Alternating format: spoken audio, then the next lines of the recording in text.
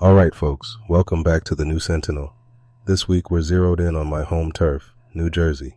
Specifically, the big Senate race coming up in 2026. You know, it's one of those contests folks glance at, shake their heads and go, Booker's got this, move on. And, they're not entirely wrong. This man, Cory Booker, he's packing over $11 million in the war chest, gives interviews on national TV every chance he gets, and, let's be honest, he's cruised to double-digit victories since he got to the Senate. 2020? Wasn't even close. I think he got, 57%? Maybe 41 on the other side. Almost unfair. Yeah, Chukwuka, that 2020 night, I remember watching the coverage with Duke. Right, partner? We were armchair analysting and betting a cup of coffee on how Blue Jersey'd go. Not even a contest. I mean, New Jersey's like, what? Plus 10 dem advantage out of the gate? It's like spotting a football team 2 touchdowns before kickoff. And every analyst out there, Cook, Sabato, they all gave him solid Democratic. Never mind the rumors, or the obligatory could it be close this time talk. Hasn't been a Republican win here since Nixon, and I sure don't see that record breaking soon. That's right, Sentinel. If you got a D next to your name in Jersey, that's almost like body armor. Not saying Booker don't have name ID for days either. Man's like a celebrity, and a senator rolled into one. I'll say, even our conservative folks sometimes shrug and say, what's the point? Except when the topic's taxes, then everyone in Jersey gets real animated. He just towers over this entire field with his cash, star power, and all those generic vote margins, time after time. Can't ignore that.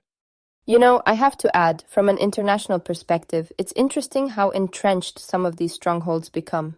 Voters, and whole parties really, almost fall into a sort of fatalism, like, why even try?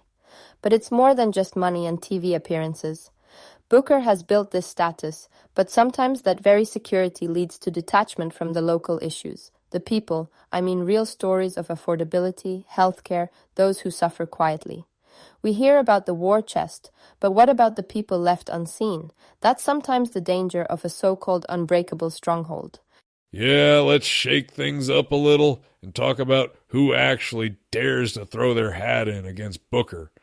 I mean, right now, the GOP bench in Jersey's looking pretty thin. Not gonna sugarcoat it. Most big names don't want to take the loss. So you see folks like Saxon Callahan stepping up. He's registered, barely $100,000 raised, calls himself an anti-corruption guy, tries to channel economic populism, barely a blip so far. And then there's Ed Durr. We all remember when that trucker knocked off Sweeney. But man, he dipped from the governor's race. So who knows if he'll really jump in here. Still, he's got grassroots with those South Jersey conservatives. Just no major money yet. Right. And if Durr steps in, then maybe, just maybe, you see a primary split between the America First folks and these so-called Jersey moderates. But honestly, most of the big guns, like MacArthur, or even the moderates like Testa and Bramnick, they've kept their powder dry. No one wants to be the sacrificial lamb when the red team's focusing resources on races they could actually win. NRSC's not pouring in a dime as far as I can see. This is what happens when you don't have deep donor pockets and everyone's watching another state's scoreboard.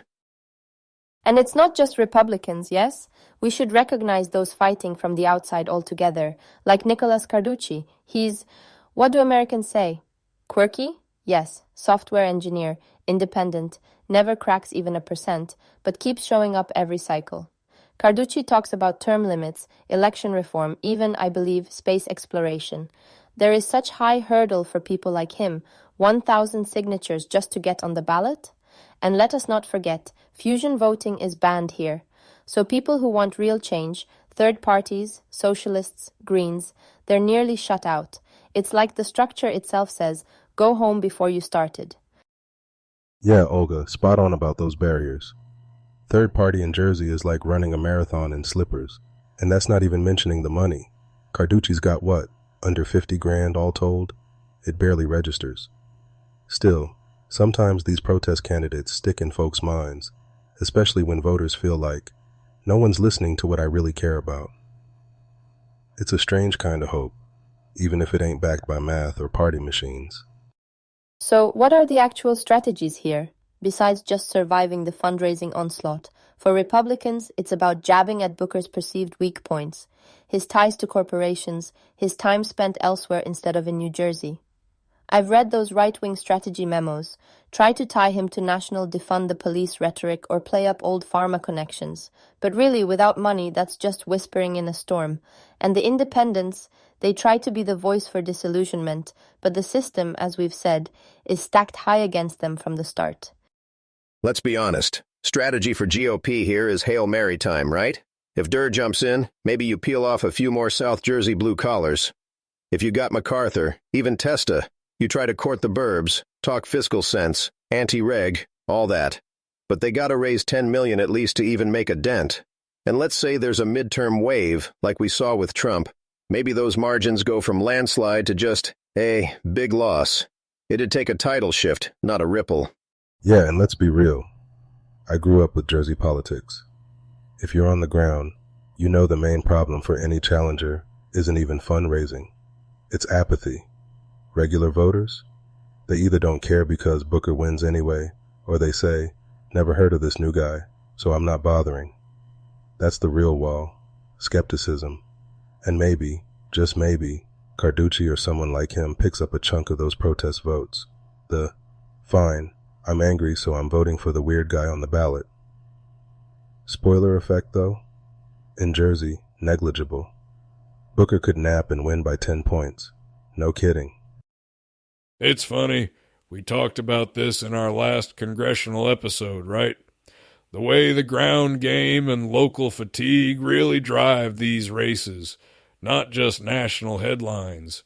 Here, unless there's some late-breaking drama or a big self-funder ready to set money on fire, you're just not going to see much volatility.